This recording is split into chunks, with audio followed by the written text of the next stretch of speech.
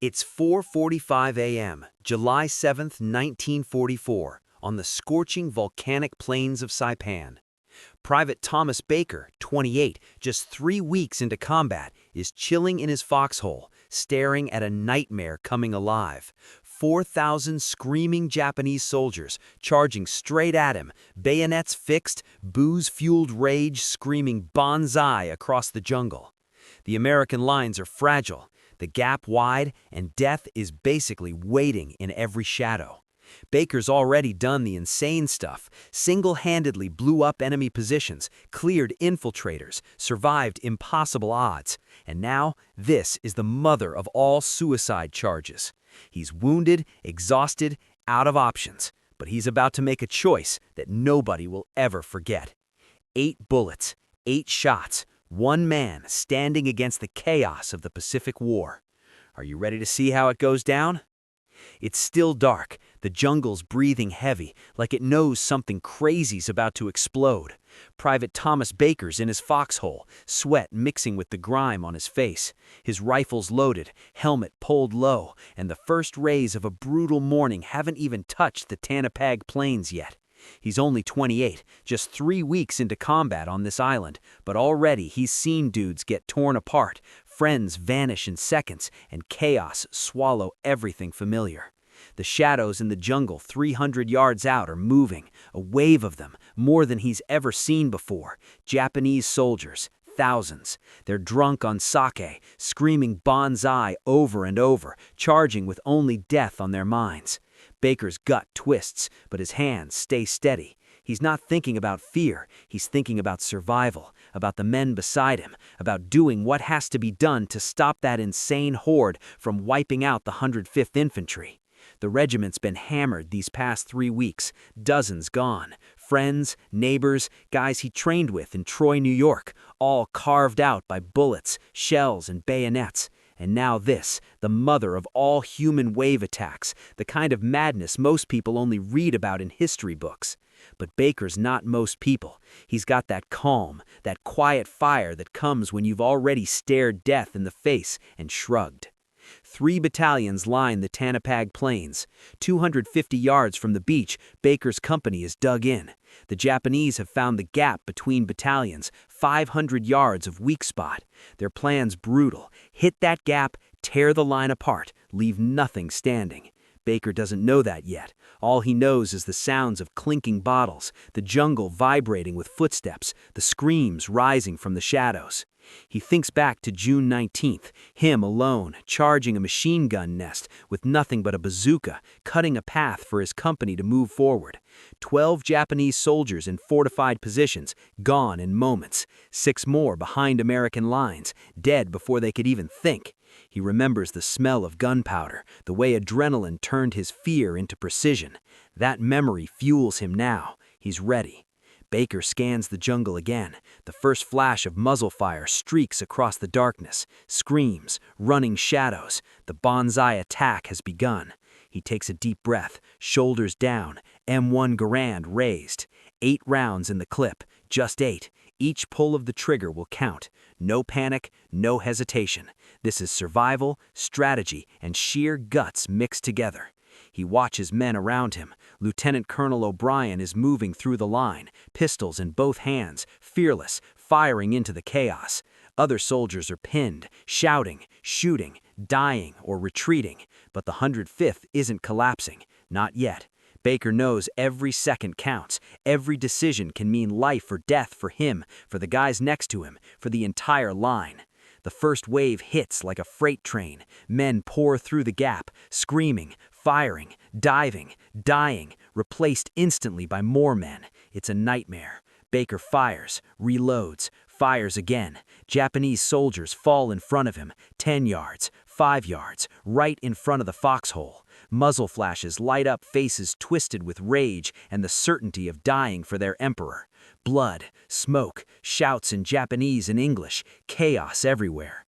He's not thinking about fear, he's thinking about the task, survival, protecting the line. He fires, precise. Each shot counts. His comrades around him do the same. The 1st Battalion's line is already breaking in places, but they hold as best they can. Every second, the gap threatens to swallow them, but every second, Baker fights, kills, survives.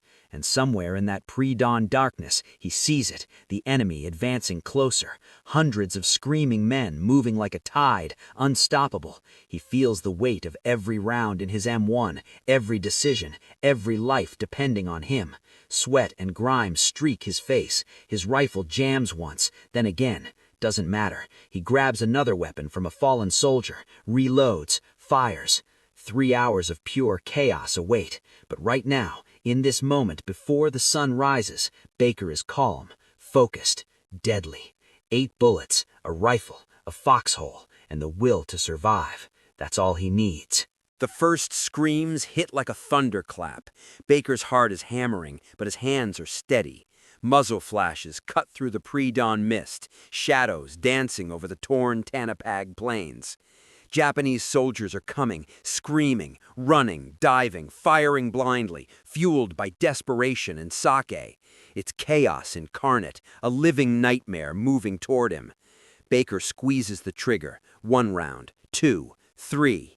Japanese bodies hit the ground, twisted and lifeless. 4, 5, 6. Each shot calculated, deliberate, a deadly rhythm in the madness.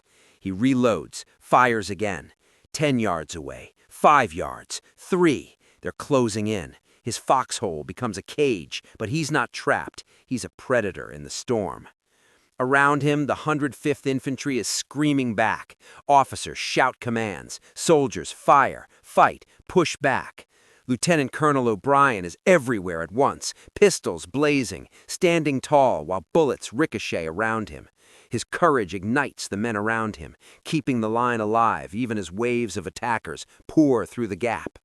The Japanese don't stop. They climb over their dead, leap into the line like nothing can hurt them.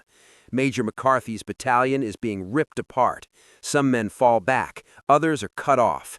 The organized defense crumbles into isolated pockets of desperate resistance.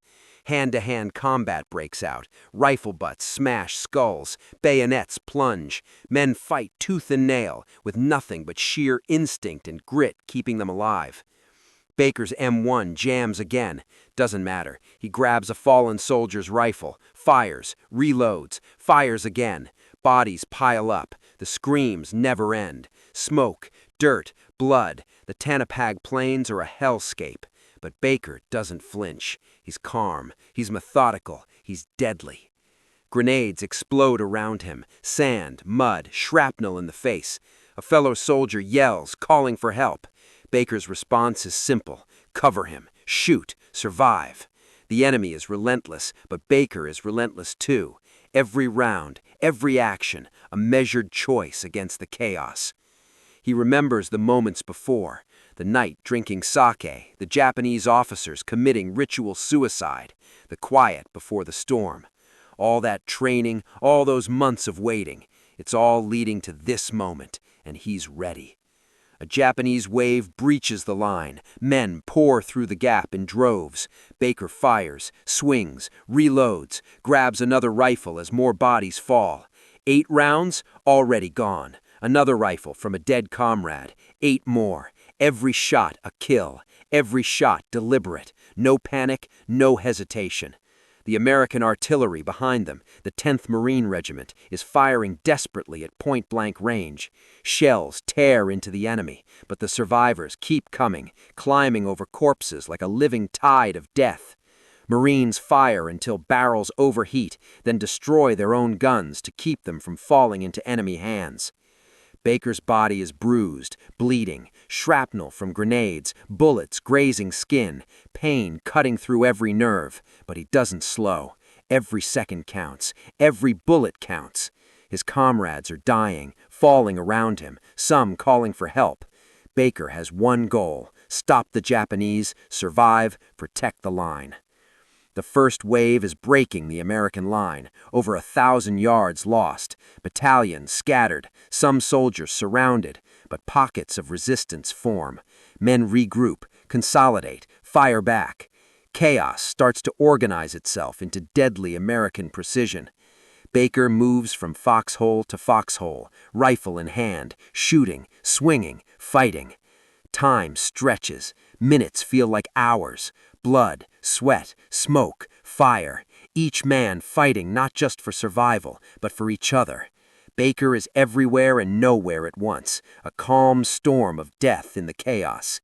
Japanese bodies litter the field. He shot dozens, maybe more. His second rifle breaks during hand-to-hand combat. Doesn't matter. He fights with his fists, his determination, his will. The sun begins to rise, casting orange light over the massacre. The bonsai attack is relentless, but Baker and the 105th hold, inch by inch. The enemy's momentum slows. They've lost thousands, but they keep coming. American soldiers consolidate positions, pick off stragglers, fight back with every ounce of strength left in their bodies. Baker's body is pushed to the limit. Pain cuts through him like fire, but he refuses evacuation. He refuses to leave his post. 8 bullets left, 8 chances. He takes a moment, looks at the advancing tide of enemy soldiers, and makes his choice. He'll fight alone if he must. He'll take them down, one by one. Because in that moment, the line between life and death is clear, and Thomas Baker is determined to make every second count. The smoke clears for a second, and Baker's eyes lock on the jungle edge. He's surrounded. Bodies, debris, death everywhere. The bonsai wave has smashed the first American line. Blood and mud mix into the grime of the Tanapag Plains. And yet, Baker's heart, calm. His breathing, controlled. His hands, steady. 8 bullets left, 8 lives he's about to decide. A wounded soldier crawls toward him, eyes wide with panic. "Come on, Tommy, we gotta get out of here!" But Baker shakes his head. "Go, move, save yourself." He knows if they try to carry him, more men will die, and he can't have that. Not today, not ever. This is his fight now, alone. He props himself against a small, broken tree, sun barely peeking over the volcanic ridges. Pistol in hand, M191, 8 rounds, 1 chambered. 8 chances to make each one count. He checks the chamber, cocks the hammer, and waits. The bonsai wave is coming, a river of screaming men, bayonets fixed, eyes wild. Alcohol, rage, desperation, all rushing straight at him. The first Japanese soldier hits the clearing. Close, too close for comfort. Baker doesn't flinch. 1 pull, click, dead. 2, click, dead. 3, 4, each shot deliberate, calm, precise. The muzzle flashes illuminate the raw terror and confusion on the enemy's faces. This isn't luck, it's focus, it's survival, it's a statement. Bodies pile in front of him, forming a semicircle of death. Baker reloads silently, sweat dripping down his brow, blood mixing with dirt on his face. The next attackers don't know what's waiting. They expected a scared, wounded American. They got a storm in human form. 5, 6, 7, each trigger pull a calculation. Every enemy that charges meets Baker's deadly efficiency. The 8th bullet, he knows it's coming. This is it, the last chance. No more defense, no more cover, no more bullets. Just him. He sees the Japanese soldier running, screaming, eyes locked on him, weapon raised. Baker raises the pistol, steadies his breath, focuses on the target. Click. Dead. The 8th shot fires. Silence. The enemy stops, stunned. A man, alone, wounded, bloody, standing against impossible odds. 8 bullets, 8 lives, 8 enemy dead. Baker's body trembles from exhaustion, pain cutting through him like fire, but there's calm in his eyes. The chaos still roars around him, but for a moment, time bends. He has imposed order on death itself. Nearby, American soldiers regroup. They see the aftermath, eyes widening in disbelief. One whispers, That's Thomas Baker." Another nods, silently acknowledging what they've all just witnessed, the man with 8 bullets, the legend in the flesh. Baker doesn't rise. He can't. He's spent, wounded beyond repair, but he's done his part. He's turned the tide, slowed the wave, given his brothers in arms a chance to regroup. And in the brutal calculus of war, that's everything. Over the next hour, the remaining American units consolidate their positions. Mortar fire, rifle shots, grenades. Chaos continues, but Baker's action has made a difference. The Banzai attack, massive, terrifying, is finally losing momentum. Thousands of Japanese soldiers are dead. Hundreds of Americans lie wounded or dying. Baker's sacrifice is etched into the battlefield, a mark no one will forget. The first medics arrive, picking through the carnage. Baker is found, slumped against the tree, pistol empty, eyes forward.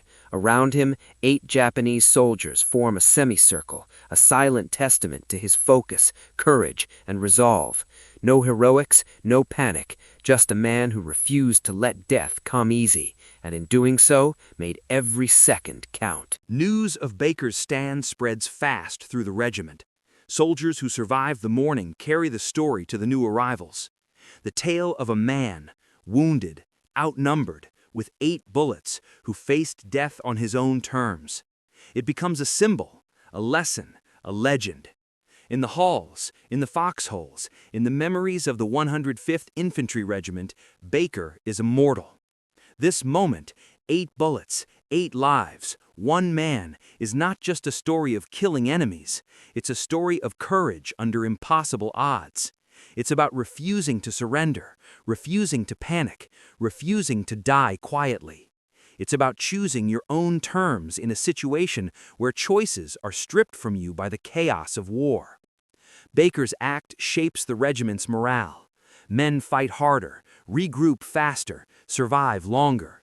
It's a beacon in the madness, and for history, it becomes a defining example of individual valor, a narrative passed from one soldier to another, from one generation to the next. The Banzai wave is over. The plains are littered with the dead, but Baker's stand resonates far beyond the battlefield. It's a story about what one person can do when everything else fails, about the measure of courage, about making your life or your death count in a world that seems determined to erase you. The smoke of gunfire fades, leaving a silence so heavy it presses against your chest. The Banzai wave has spent itself. The Tanipog Plains are a scene of absolute carnage. Bodies of men, American and Japanese, lie sprawled, twisted in mud, blood mixing with the volcanic soil. Baker's stand didn't stop the chaos, but it slowed the tide, and that tiny pause allowed scattered American units to catch their breath, regroup, and reclaim some order out of the chaos. Medics crawl through the debris, bandaging the wounded, carrying the dead. Some soldiers stumble across Baker's position. They see him, slumped against the tree, pistol empty, eyes forward. Around him, 8 Japanese bodies, silent witnesses to one man's determination. A hush falls over the rescuers. They've seen plenty of death, but this was different. Precision, control, courage in its rawest, purest form. Baker is dead, but his presence is felt everywhere. The survivors of the 105th Infantry Regiment pull themselves together, shaken but inspired. Officers rally fragmented squads. Soldiers who were moments ago panicked and scattered now find structure in the chaos. Lieutenant Colonel O'Brien's last orders echo in their minds. Stand firm, cover each other, fight with everything left in you, and fight they do. The losses are staggering. Over 400 men of the 105th are dead, more than 500 wounded. That's 80% of the regiment's effective strength wiped out in a single morning. Yet the regiment survives, not because the men were lucky, but because courage can be contagious. Baker's act, and those of others like Captain Solomon and Lieutenant Colonel O'Brien, become the heartbeat of the unit. Stories are whispered in foxholes: the man with 8 bullets, the officer who refused to retreat, the dentist who held a machine gun to protect the wounded. These tales shape morale, keep men moving forward, and teach them what courage looks like when the odds are impossible. Baker's story spreads quickly, first among his comrades, then through reports to headquarters. The War Department begins to recognize extraordinary actions. Medal of Honor recommendations are drafted. Every witness, every account meticulously logged. Baker, O'Brien, Solomon, each man's valor undeniable, their sacrifices documented for history. Beyond the regiment, the story reaches home. In Troy, New York, the Baker family receives news that Thomas is gone. Grief hits hard, but pride follows close behind. He's not just another casualty, he's a hero, a son, a neighbor, a citizen soldier who faced the unthinkable with calm, precision, and bravery that defied imagination. O'Brien's family feels a similar mix of sorrow and honor. Two men from the same small city, two heroes from the same regiment, fallen on the same day. The coincidence is almost unreal, yet the records confirm it. Meanwhile, the battlefield tells its own story. American troops clear the Taniwha plains, counting the dead, tending to the wounded. The scale of the Banzai attack becomes apparent. Over 4,000 Japanese soldiers killed in a single assault, nearly 900 Americans dead or wounded. Saipan has been won, but the cost is etched into every foxhole, every scarred face, every memory. The aftermath isn't just physical. The men who survived carry the weight of what they witnessed, the horror, the courage, the near impossibility of surviving that morning. They talk little of it in public. The war must continue. Yet in private, Baker's legend grows. His story becomes a teaching tool in the military, a measure of valor and the limits of human endurance. New recruits hear it, veterans pass it along, historians document it. Baker's 8 bullets symbolize precision, control, and the choice to matter even when surrounded by death. For the 105th Infantry, Saipan is a defining moment. They rebuild, they train, they honor the fallen. Every soldier who returns to the line carries Baker's example with them. Courage, they realize, is contagious. Sacrifice, precise and deliberate, can change the tide of chaos. The lessons of that one morning shaped the regiment for months and years to come. And far beyond the battlefield, history records it. Medal of Honor citations, unit histories, military studies, all preserve the essence of Baker's final stand. His grave in Schuylerville, New York, becomes a quiet place of reflection. Visitors come, some descendants, some historians, some ordinary people drawn to the story of a man who chose how he would face death. 8 bullets, 8 lives, 1 man, a symbol that resonates across generations. Baker's sacrifice, and that of his comrades, proves that individual valor matters, that one person can make a difference, even amidst unimaginable chaos. The Battle of Saipan officially ends. The Pacific War rages on, but the memory of July 7, 1944, and the man with 8 bullets lives on, a testament to courage, sacrifice, and the human spirit at its most unyielding. The dust settles, but the echoes of that morning stretch far beyond Taniwha. Saipan wasn't just another dot on the Pacific map. It was a linchpin. Airfields captured that day. They'd soon host B-29 bombers, launching missions that would literally reshape the war against Japan. Baker didn't know that when he asked for 8 bullets. He didn't care about strategy, logistics, or maps. All he knew was survival, duty, and protecting his fellow soldiers. But his stand, his precision, directly enabled the Americans to secure positions that would tip the war in the Pacific. The 105th Infantry Regiment limps back from the front line, battered and hollow-eyed. Their effective strength decimated, but their spirit unbroken. Officers consolidate fragmented units. Soldiers recount the morning over hushed whispers. The stories of Baker, O'Brien, and Solomon circulating like sacred legend. Each tale is a lifeline, a reminder that courage under fire isn't about rank, medals, or orders. It's about resolve. And Baker, he becomes a touchstone. New soldiers arrive, hearing of the man with 8 bullets, and the weight of his example hangs over every training session, every briefing, every patrol. Across the Pacific, commanders adjust tactics. The Banzai Charge had exposed vulnerabilities and brutal truths. Cornered Japanese forces would fight to the death. Civilians could be swept into tragedy, and sheer numbers could not always guarantee victory. Planners take note. Historians later analyze it. The Battle of Saipan becomes case study material. Amphibious landings, jungle warfare, fortified positions, human wave tactics, all distilled into doctrine for the next island assault, the next impossible mission. Every soldier who survived July 7th carries this knowledge in blood and bone. Meanwhile, back home, Troy, New York reels. Families of the fallen receive telegrams and letters. The city mourns two sons on the same day, two men who became immortal symbols of valor. Newspapers print stories, local memorials start to take shape. Baker's family learns the details slowly. The bazooka charge on June 19th, the elimination of enemy infiltrators, the final stand against 8 Japanese soldiers. They read it, weep, and understand the scale of what their son accomplished. He didn't just fight, he defined courage for everyone who knew his story. Military bureaucracy moves, meticulously documenting acts of valor.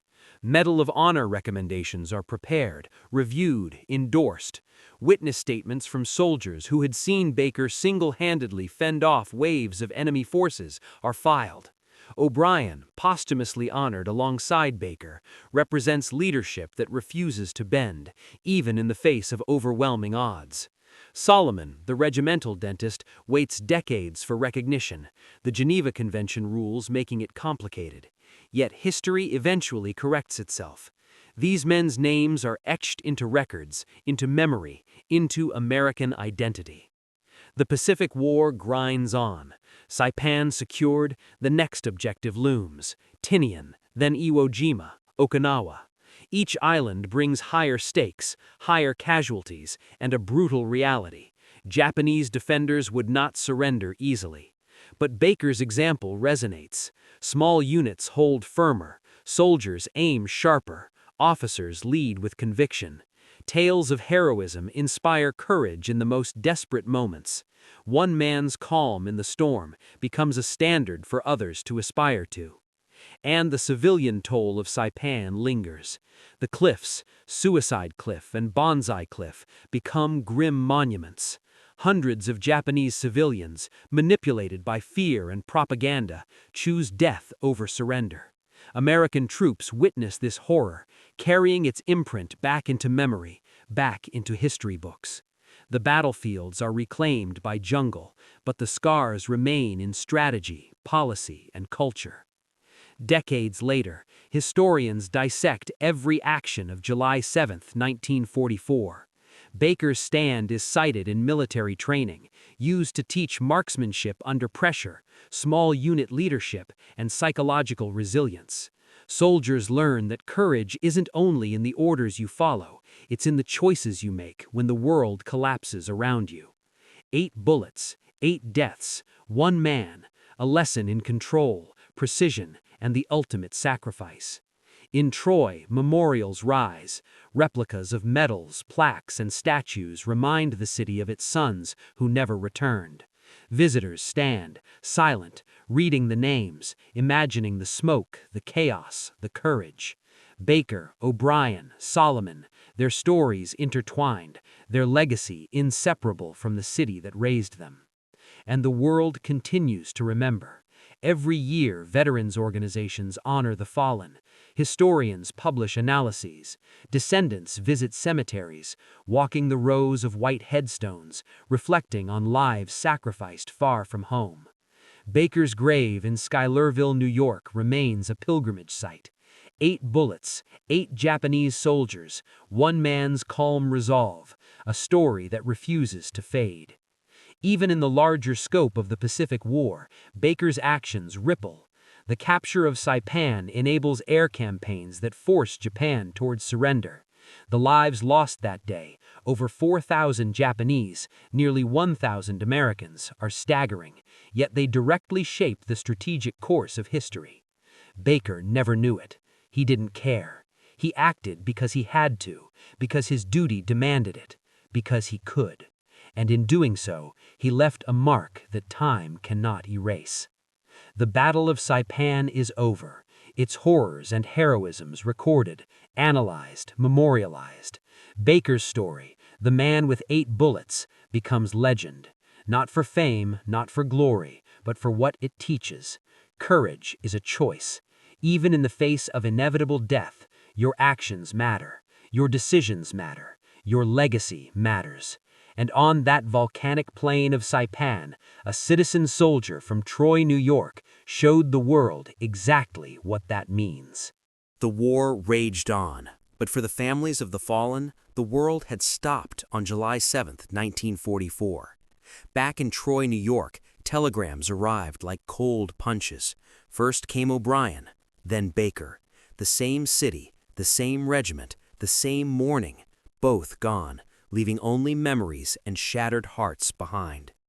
But Thomas Baker's story didn't end with grief.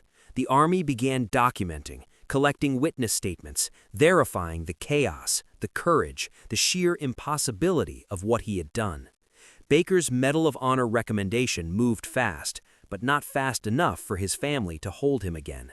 They had to wait, letters in hand, reading line after line about a son who had become a hero, who had refused evacuation, who had faced certain death calmly, facing his enemy with 8 bullets. Each detail made them shiver. The bazooka charge on June 19th, the elimination of Japanese officers in fortified positions, the ferocity under the Banzai attack, the rifle shattered in hand-to-hand combat, and finally, the pistol with 8 rounds, 8 enemy soldiers dead. In Washington, the bureaucracy churned. The Medal of Honor isn't given lightly. Evidence, verification, chain of command endorsements, every box had to be ticked. But Baker's acts were undeniable. Witnesses spoke, soldiers remembered, officers documented. No one could dispute what he had done. And when the final approval came, it wasn't just a medal, it was recognition that courage like Baker's could shape history. The medal was presented posthumously to Baker's family in a ceremony that drew the town together. Citizens, officials, and military personnel packed the small hall. For a moment, grief mixed with pride. The young man who had left Troy 4 years earlier as a private returned in memory and honor as Sergeant Thomas A. Baker, Medal of Honor recipient. The headstone that would later mark his grave in Schuylerville bore the same symbol of valor, a small engraving for a story too vast for stone to contain. The regiment felt it too. Survivors of the 105th Infantry Regiment carried Baker's example into every mission that followed. Training, drills, and leadership sessions were infused with his legend. Soldiers knew what courage looked like in flesh and blood, and Baker's calm determination under impossible odds became a guiding light. O'Brien's leadership, Solomon's sacrifice, the stories intertwined, reminding everyone that heroism is as much about protecting others as it is about fighting. Solomon's story was different. The regimental dentist manning a machine gun, holding off enemy soldiers to save the wounded. His recognition delayed for decades by Geneva Convention technicalities. Yet the medal would finally come in 2002, showing that valor, even when unorthodox, cannot be denied forever. Baker and O'Brien had been honored immediately, their names etched into history, but Solomon's eventual recognition was a reminder. Heroism often waits for justice. Meanwhile, the strategic value of Saipan continued to unfold. B-29s lifted off from airfields captured on that volcanic island, missions reaching Hiroshima, Nagasaki, and altering the final outcome of the Pacific War. Baker had no idea that his actions on that small plane had such far-reaching consequences. He had acted because he had to, because the men around him depended on it, because survival demanded it. 8 bullets, 8 enemy soldiers, 1 soldier's choice to matter. The ripples of that moment reached across the globe, shaping history in ways he would never see. Families coped, cities mourned, and regiments rebuilt. The 105th Infantry Regiment reorganized, fresh soldiers mixing with the hollow-eyed veterans of Tonopah. Stories of Baker, O'Brien, and Solomon became foundational, shared at training, in barracks, in mess halls, ensuring the sacrifices weren't forgotten. The Battle of Saipan was over, but its lessons endured. Never underestimate the human spirit, never ignore courage, and never forget the cost of victory. The impact on Troy was lasting. Memorials were erected, plaques installed, and replicas of the Medals of Honor displayed in public buildings. Visitors stood in silence, imagining the volcanic rock, the chaos, and the calm determination of the man with 8 bullets. Baker, O'Brien, and Solomon became local legends, representing the extraordinary within ordinary lives, the heroism of citizen soldiers called to an impossible fight. Even decades later, historians study the Battle of Saipan. Baker's final stand is cited in military academies, war colleges, and small unit leadership manuals. Soldiers learn that heroism isn't about fame, it's about choices, focus, and action under pressure. 8 bullets, 8 deaths, 1 man, and the lesson resonates. Courage is a decision, and sometimes it is the most important decision you will ever make. Through it all, Baker's story travels. Veterans retell it, descendants visit his grave, articles are written, documentaries produced. The memory of a soldier from Troy, New York, sitting calmly against a tree, facing inevitable death with 8 bullets in his pistol, becomes timeless. Not for the medal, not for recognition, but for what it teaches: bravery, selflessness, and the ability to matter when it counts most. The sun rose higher over Saipan, but it couldn't erase the stench of smoke, blood, and salt water. The battlefield was silent, but not peaceful.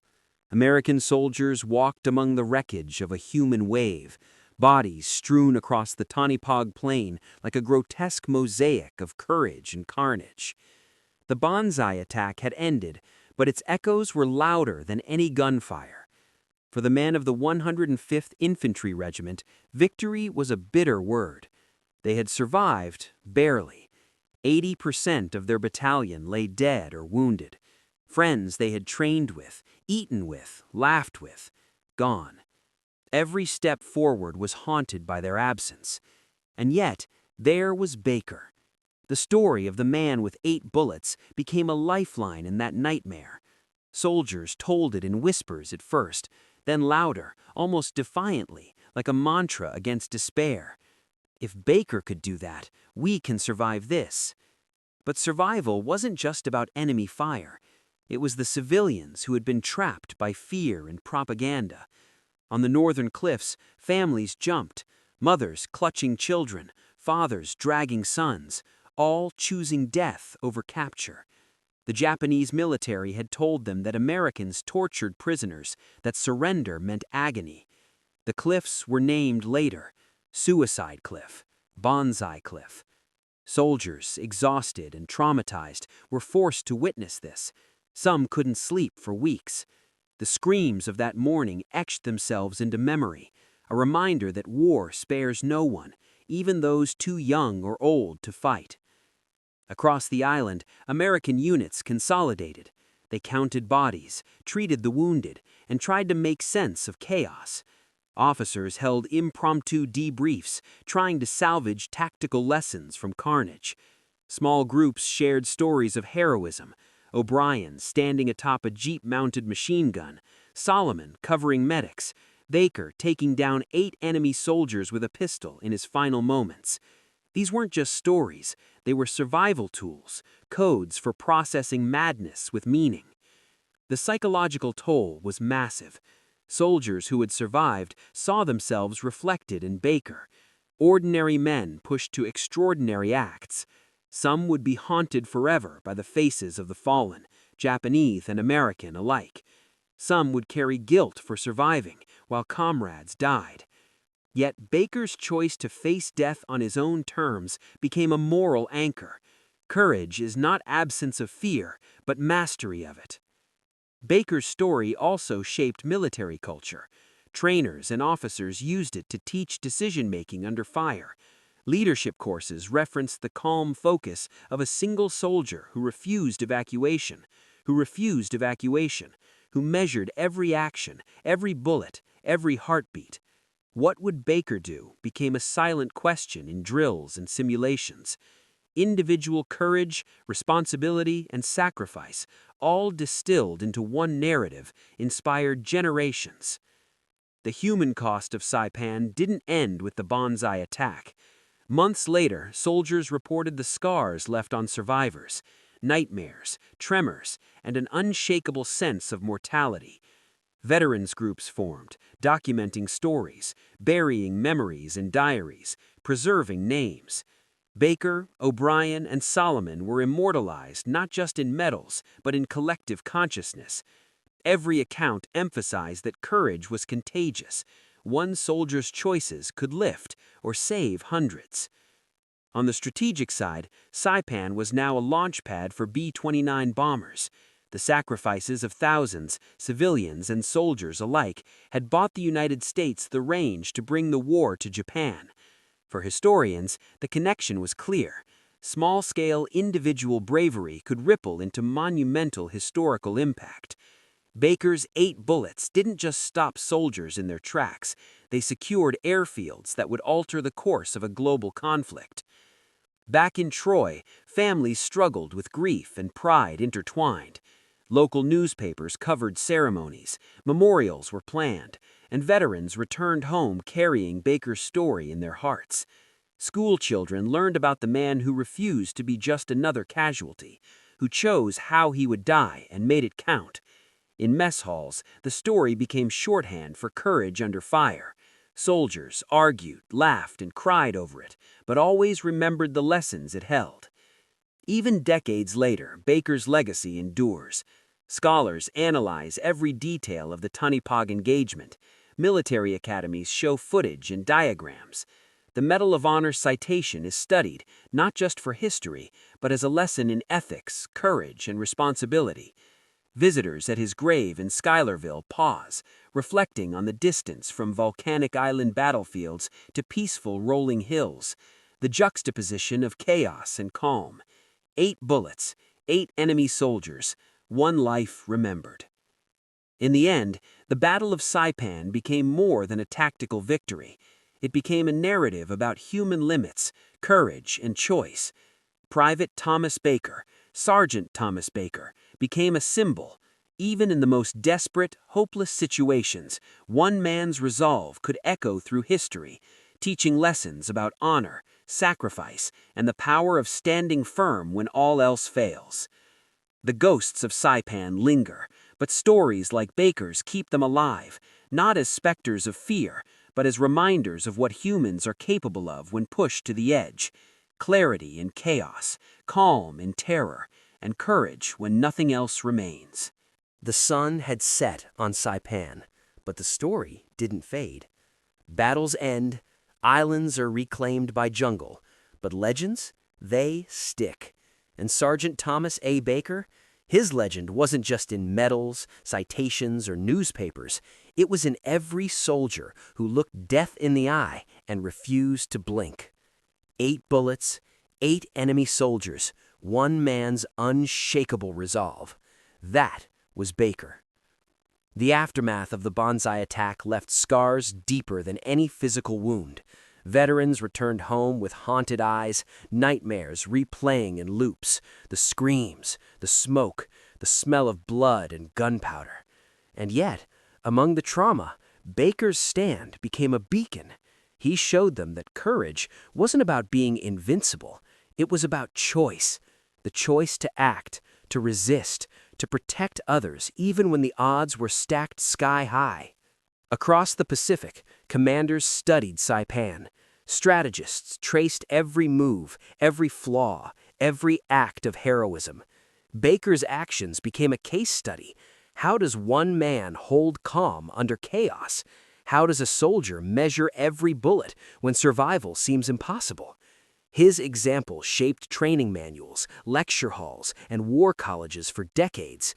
Future soldiers would be told, this is what focus, courage, and responsibility look like.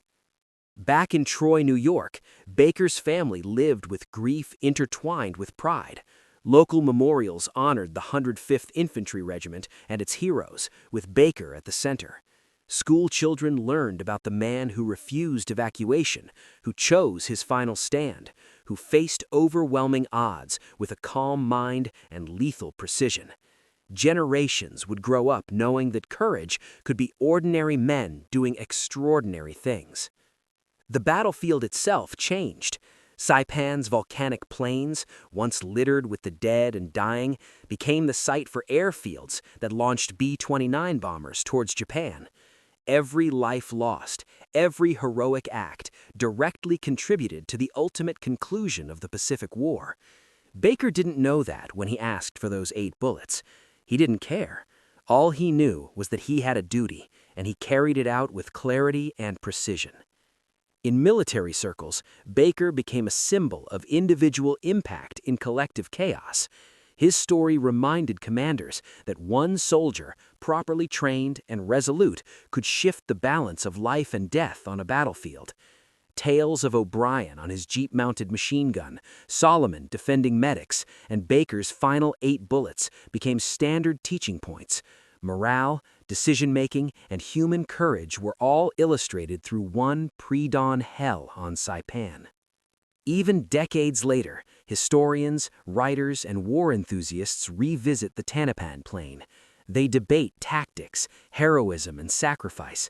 But for most, the takeaway isn't strategy, it's humanity. Baker's calm under fire, his insistence on protecting others even when it meant his own death, resonates across generations. People still visit his grave in Schuylerville, New York. They pause at the simple white headstone, engraved with his name, rank, and the Medal of Honor.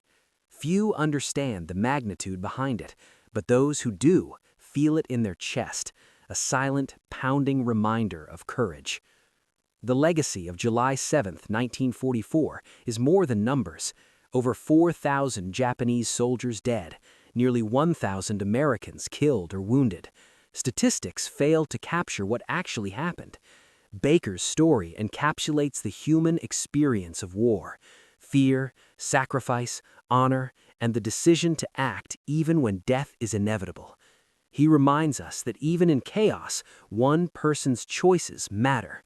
One man's courage can ripple through history, affecting countless lives and shaping outcomes far beyond the battlefield. For modern viewers, the lesson remains clear. Life often puts us in situations that feel insurmountable. Most people never face a bonsai attack, but we do face moments where courage, sacrifice, and clarity define who we are. Baker's 8 bullets were more than bullets. They were a statement. A life lived with focus, a death chosen with dignity. The world keeps spinning, battles continue, but the echo of his stand reverberates endlessly. Today, the veterans are gone, the survivors have aged, and the soldiers of the 105th Infantry have returned to dust.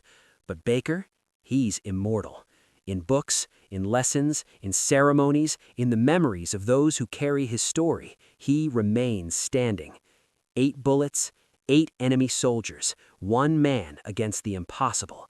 That's courage. That's legacy. That's history carved in fire and iron, remembered forever.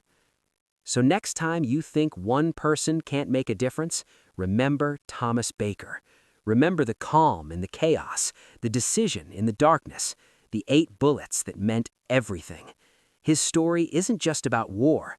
It's about the power of choice, courage, and the impact of a single life when it refuses to give up. The Tanapag Plain may be quiet now, but the legend of Sergeant Thomas Baker screams louder than any gunfire ever could. And that, my friends, is how a single man became a symbol of undying courage, 8 bullets at a time.